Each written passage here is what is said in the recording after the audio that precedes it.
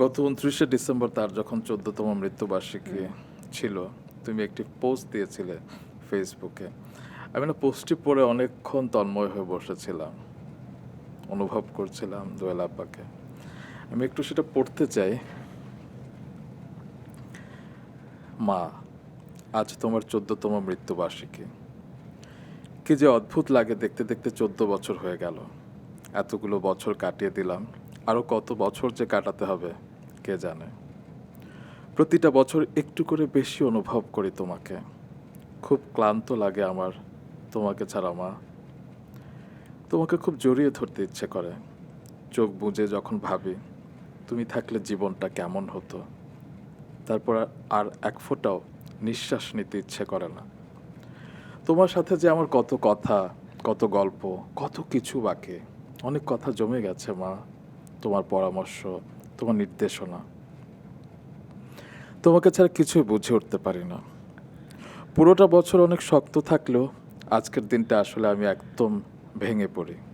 যত বড় হচ্ছি তত আক্ষেপ হচ্ছে, কেন তুমি চলে গেলে।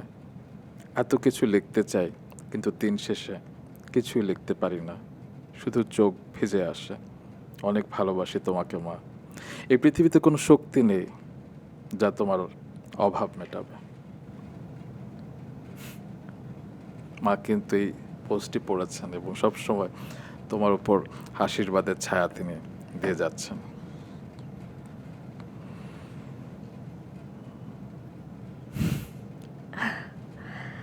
আম, এই যে বললাম প্রতিটা বছর শক্ত থাকি, বাট ২৯শে ডিসেম্বরটা আমার জন্য একটা নাইটমেয়ার। ওই দিনটা কোনোভাবেই নর্মাল লাগে না আমার কাছে। আমার মনে হয় ক্যালেন্ডার থেকে যদি ২৯ ডিসেম্বরটা মুছে ফেলা যেত, তাহলেও যদি মাকে নিয়ে আসা যেত।